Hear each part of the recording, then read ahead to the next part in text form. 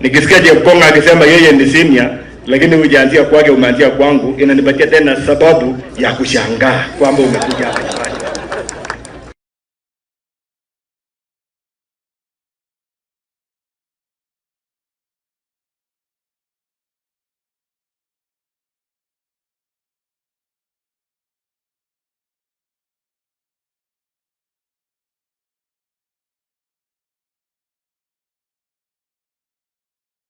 Njoo mwenyeji apone. Hii shule ambao wametupatia nafasi tukae hapa, wamesema naibu wa rais amefika mahali hapa na hatutamruhusu aende tu hivyo. Wanafunzi wangepata nafasi wangekuambia wenyewe, lakini wamesema hii barabara ikiundwa kutoka pale Cheptire iende mpaka pale Chepkong'ony kutana na ile lami ya kutoka Trice, hapa itabadilika, na wanasema asante. Na nashukuru kwa kuwa waziri wako yuko mahali hapa. Najua waziri akikuja kwako sasa umejionea hii barabara. Na nashukuru leo ulisema utakuja by road au kusema utakuja na ndege. Sasa umesikia venye hiyo barabara iko. I'm sure naibu wa rais utasema jambo leo ukiondoka na lami itapatikana hapa sio. Naye wanafunzi wakasema jinsi umefika mahali hapa, najua tusaini tukirudi au kupata nafasi kwa ajili ya wakati kuingia kule ndani wangekukaribisha wakuonyeshe. Wameuliza vitu mbili tu ili masomo yao ikuwe bora. Ya kwanza ni school bus. Nao umeweka lami, tuko na imani tayari utaweka lami hapa. Sasa tuwapatie school bus ili wakienda masomo nje pia na wao kama zile shule zingine wapate fursa ya kujumuika na wanafunzi wengine ya nje ya Kenya.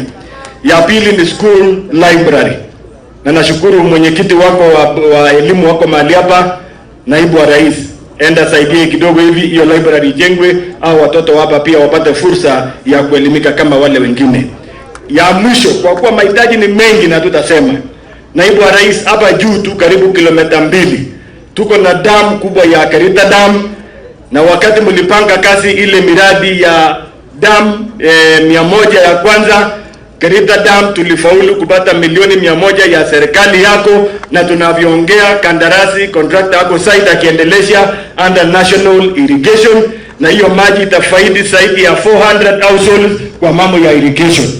Lakini hapa Cheptire mahali umepitia ni town kubwa sana ambayo inapanuka kila kukicha, na wakati barabara itapanuliwa waziri atatuhakikishia kwamba itapanuliwa hiyo dualing hapa, hii center itagrow. Changamoto tuko nayo ni hiyo maji kutoka Karita Dam iweze kufika hapa Cheptire ili biashara ya hapa na makazi hapa iweze kuongezeka. Hiyo ni ombi letu naibu wa rais. Ya mwisho, hawa mama wako mahali hapa amejaleta kongwe missing kongwe ko ukwenyo kongwe seyo ndaganga mutu tondo ni amonyo toto ko afta eki ko tawuna okwegi nyeman mama lejo kongwe man kongwe de bioso paishene kerani nika gondolwe deputy president atatuletea pesa jungu nzima, na venye tu niliwaambia sukule tuliongea na mkakuwa mkiniuliza, naibu wa rais wamekuwa akiniuliza ile message walisema bottom up, mama mboga kijana ya boda boda itafika siku gani? Nikawaambia wavumilie, leo umefika kuambia sasa umerudi kuja kuwashika wa mkono, na mimi najua umekuja na pesa chungu nzima ili kuinua biashara. Hawa wananchi wana maneno mingi, walikubaliana na nyinyi kwamba wira ni wira, kazi ni kazi, na uchumi sisi wenyewe tutajenga. Ya mwisho, umeambiwa kuhusu wakulima wa maziwa, waje ni sawa wakulima wa mahindi.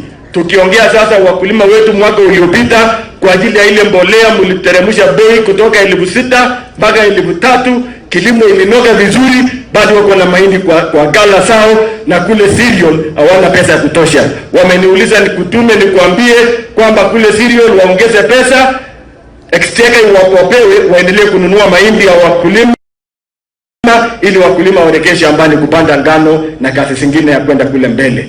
Kwa hiyo na mengi, naibu wa rais, mimi nataka tu nikushukuru na nisema asante sana. Mimi ninakuahidi wewe na rais nitakuwa nyuma yenu, tufanye kazi kwa pamoja na wajumbe, na niwahakikishe kwamba wale wenzetu kutoka Mlima Kenya, Rift Valley na Mlima Kenya ni kitu kimoja.